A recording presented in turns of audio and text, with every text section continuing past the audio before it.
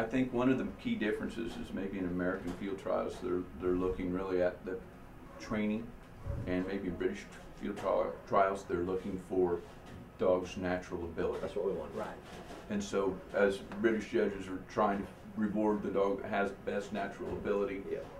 whereas American trials, it takes a lot of talent and ability to take, you know, that kind of precision handling, but it's a different thing, and a lot of it is training and trainability, not necessarily natural. And when you have an amateur handler taking a pup and trying to train it, the more natural ability that you start with in the package, so to speak, in that pup, the easier it is for the trainer to end up with a finished product that is enjoyable and easy to hunt with in the field. Top of our list as the British Kennel Club or English Kennel Club is game findability. That's the first thing we want to find, because what we're doing is we're trying to produce dogs that can go off to a shooting man and become his companion, and that's what we're looking to do. Now we're not aiming for. I'll buy a dog from a field trial champion out of a field trial champion puppy, but at the end of the day, if that dog doesn't make it, it's going off to be a guns dog. He's going to take it shooting over the weekends, he's going to take it shooting in the evening.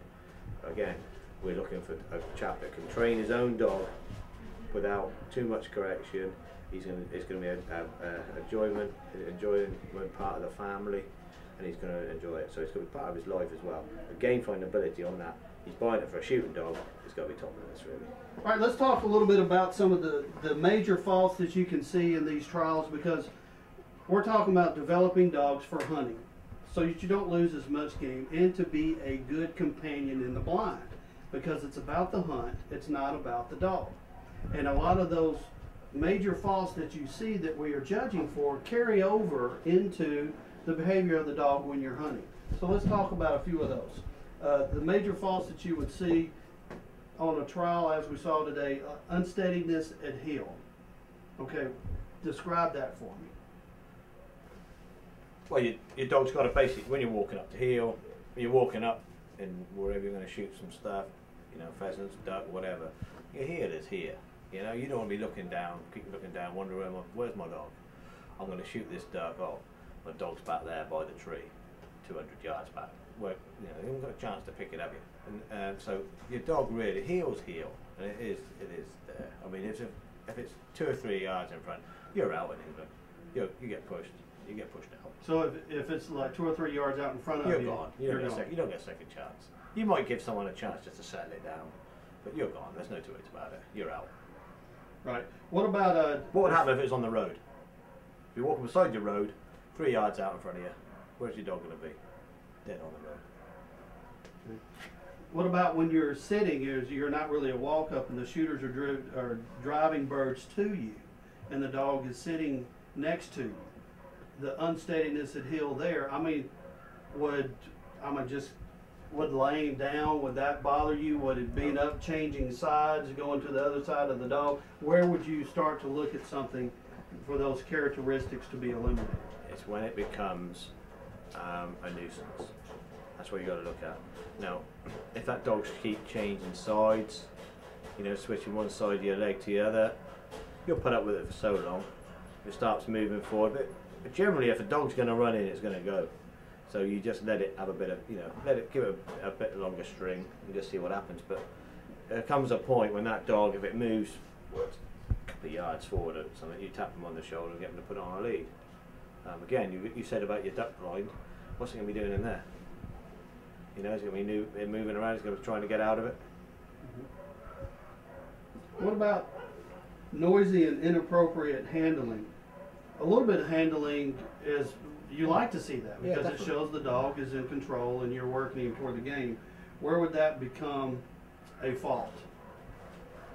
It becomes obvious at the point that it happens usually to not only the judges, but there's a reason the handler's being noisy.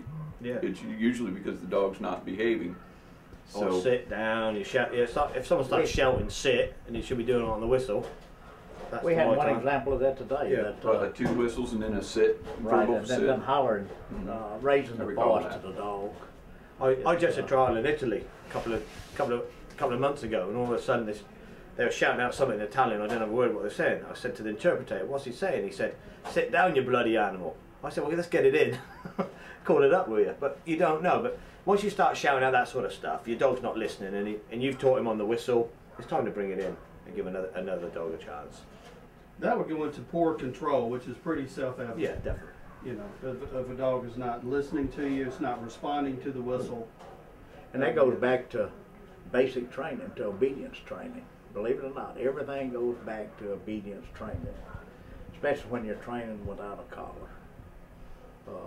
And I think we saw some examples of that today too. Lack of obedience, breaking and running in is one form of lack of obedience. Failure to obey the whistle is another, or ignore the whistle is another lack of obedience thing that we saw today.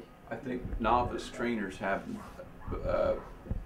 temptation to get to the fun part in the middle of the book when they're following a book. Yeah.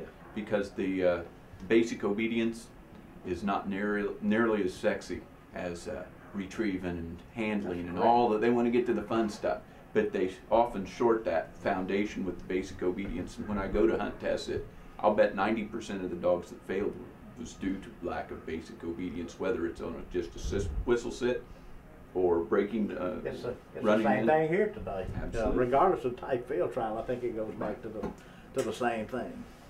Lack of obedience and lack of training and not training for the proper things. Like today, it was obvious some of the dogs had never been trained to hunt a small confined ear, because if they ran out and the bird wasn't here, they went 100 yards that way and 100 yards that way and 50 yards this way. And they ignored the whistle. They ignored the trainer altogether. Well, oftentimes the nose is what brought them to that area, and they weren't honoring their own noses. That's it. And that's where we get back to the natural ability and the game finding ability rather than the training, and you know, so your dog can do 150, 200 yard triples, but can he stick his nose down and follow a scent trail and come up with the bird when we really need it? This is an interesting one to me that I just learned about today that I think it's a finer point of judging, but it also is a very good point. Disturbing ground. When a couple of birds fell in the high cover today. We had two examples of that.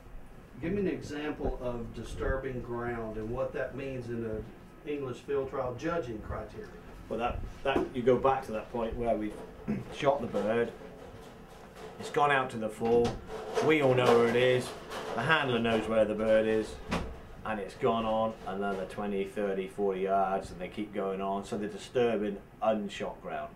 And that's basically what you're doing. You're disturbing unshot ground. It really goes back to an upland game situation, which Right. as an upland hunter I can appreciate. Yeah. You don't want the dog fleshing birds that are in the area. I mean, as Bill was noting, some of the dogs were maybe 100 yards away from the fall. Well, that's an area I'm going to get to in a moment. First, let's get the bird I got down back to me. You walk a lot of miles, you don't want to do so and then have the dogs fleshing birds out of range. In England, if our dog goes to the full, it doesn't find the bird, it then takes a line off and pretending this bird is run.